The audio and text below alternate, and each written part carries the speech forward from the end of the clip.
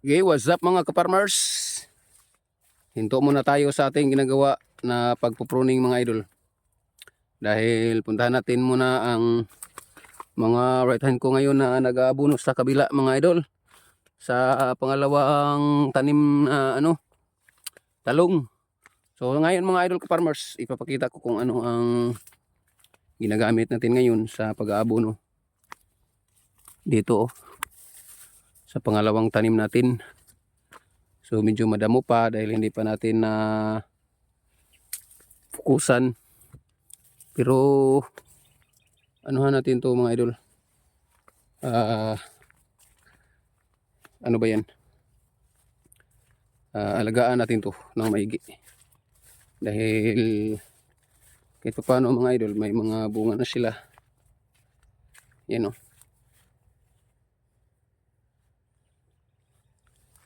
At hindi pa to masyadong na mga idol. Dahil doon tayo sa matanda na na unang tanim natin.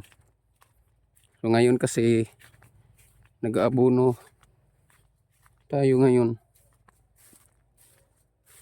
At puntahan natin kung tapos na ba sila. Sana hindi pa, para maipakita ko sa inyo na nagla-live kasi tayo mga idol habang nagpo-pruning dun sa matandang tanim natin, kaya nakalimutan kong may vlog kung ano ang ginagamit natin ngayon na pataba. Pero tingin ko hindi pa sila tapos. Puntahan natin mga idol at may share na naman tayo kung ano ba ang ginagamit natin ngayon na pataba sa ating alaga. Sana sila. Dito pa. Ito mga idol Dito sila. May kinapade itidong.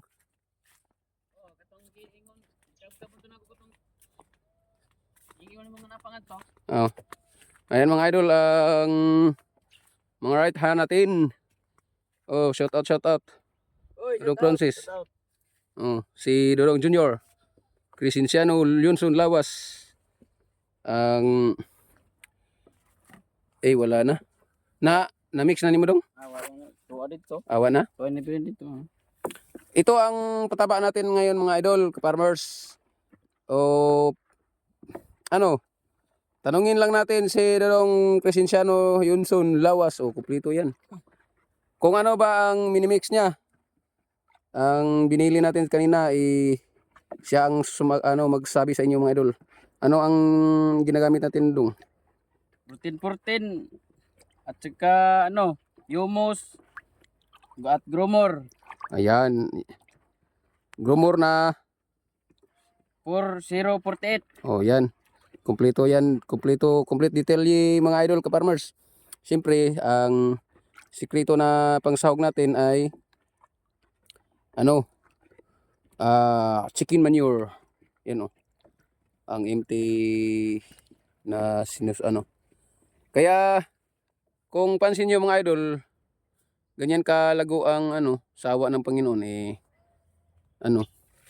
yun ang mga talbos nila ngayon at may mga bunga na sila ngayon, pero hindi nga lang masyado ito mga idol, hindi karamihan, pero may na may pa ilan na talaga mga bunga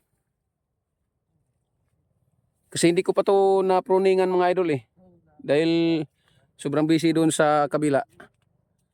Ayan, may mga bunga naman sila, nagsisimula na sila. Yan So alagaan hanggang kailan magbigay ng bunga, maraming bunga mga idol. Pero dito sa pangalawang tanim, itong tanim na to mga idol ka-farmers ay 700 kapuno po ito. Yan ang chicken manure mga idol kinukuha nila.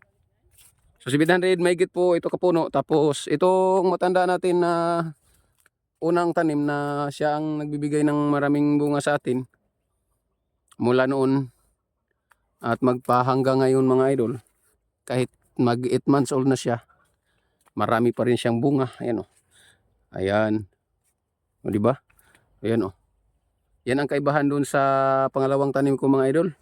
Madalang yung pamumunga. Pero ano mga idol, dahil nga ay ano mga idol no.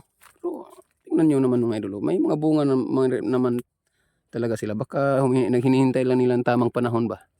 'Di ba? So yan mga idol ka-farmers, konting tips ko lang sa inyo. Dahil nga ito ay naitanim ko sa high tide. Kaya nagkaganito. Sobrang lago niya, tapos madalang ang pamumunga. Pero ginagawa natin ang pamaraan kung paano pabungahin dahil nung 2 buwan pa siya hanggang mag-3 buwan. Kasi ito mga idol ay ano, 3 buwan pa to mahigit. Mula magdadalawang buwan siya, halos wala talaga siyang bunga. Kaya sabi ko noon bubunutin ko na lang to dahil parang ayaw magbunga. Dahil naitanom ko talaga to sa high tide mga idol. Kaya kunting tips ko sa inyo mga idol, kung magtatanim kayo, kailangan yung dagat low tide, yung pinaka low tide talaga. So yan ang paano ba yan? Yan ang sinusunod namin sa mga mininuno namin na kapag nagtatanim na ang tinatanim mo ay fruiting or yung mamumunga ba siya mga idol ka-farmers. Iba-iba kasi katulad ng talong kailangan low tide. So sa mais naman or sa sweet corn kailangan high tide kami magtanim. So ang nangyari dito mga idol ka-farmers, dahil may biyahe ako nung time na araw na magtatanim sana ako. May biyahe kasi ako Pag uwi ko ng hapon agad ang hinaharap cellphone.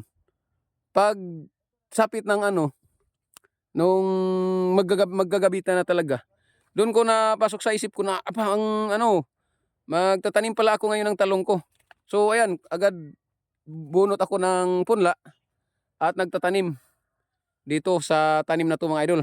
Tapos maya-maya no dumating yung mama ko, sabi niya bakit nagtatanim ba ako or kumbaga sa Cebuano mga idol taob. Bakit daw ako nagtatanim na taob ngayon high tide. So hindi ko na napansin mga idol kasi nagmamadali ako para makapagtanim. Kaya nangyari dito mga idol, napakataba. Medyo mataba siya at madalang pamumunga. Pero ginagawa ko yan ng paraan mga idol ka-farmers para makapagbubunga tayo. So update ko lang sa inyo mga idol. Kung makapabunga tayo ng marami dito, ginagawa naman natin to ng paraan Yan, may mga bunga pa rin, bumubunga na siya paunti-unti. Simula nang lumabas yung mga bunga nila. Pero dati mga idol, wala talaga yung tong bunga. Sabi ko na nga bubunutin ko na lang at palaging hindi ko to binablog kasi wala kasing bunga Pero binablog natin yan nung maliit pa, mahigit 1 buwan. Doon tayo sa Facebook. Mahigit 1 buwan pa lang tayo kasi dito sa YouTube World Kaya hindi natin to napukusan na mai-vlog dahil parang pinabayaan ko na to pero sayang naman. Ginawa-gawa ko ng paraan at reveal ko mga idol ka-farmers sa inyo at i-share ko sa inyo kung ano ang ginagawa kong diskarte dito para bubunga lang. Pero sa ngayon mga idol, secret lang muna. Dahil wala pa tayong prueba kung totoo ba or effective ba ang ginagawa ko dahil kumbaga inobserbahan pa natin mga idol. So secret lang muna sa ngayon ang ginagawa nating diskarte dyan para bubunga siya. Pero sa ngayon parang malapit na tayong mag-reveal sa ating secret mga idol kasi yan may mga bunga na siyang lumalabas. Kumpara dito mga idol sa 8 months old natin palaging andon yung mga bunga niya. Kahit na dito napakasikip na mga idol, wala nang madaanan talaga ng mayos. Dahil doon tayo nagla-live kanina, nagpo-pruning. Tapos dito, ang tapos na nating i-pruning. Ayan maliwalas na. So paulit-ulit tayo dyan mga idol. Isinishare ko lang sa inyo. Ayan mga idol, ka-farmers, balikan natin ang mga natin.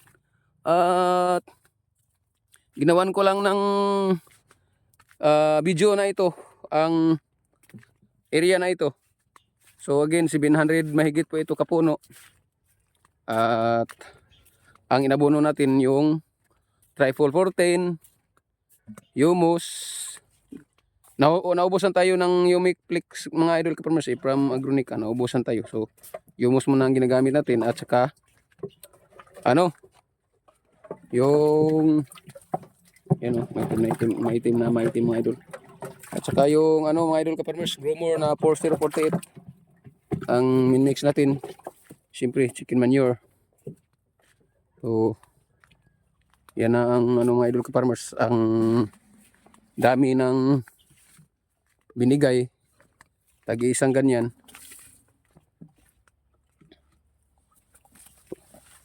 Tingnan natin kung gano'ng kadami. O yan, tagi-isang ganyan karami ang binibigay mga idol. Pero medyo madamo lang dito banda mga idol dahil may lugbati dyan. Sayang kung sprayan ko ng herbicide. Kaya pinabayaan ko na lang dyan.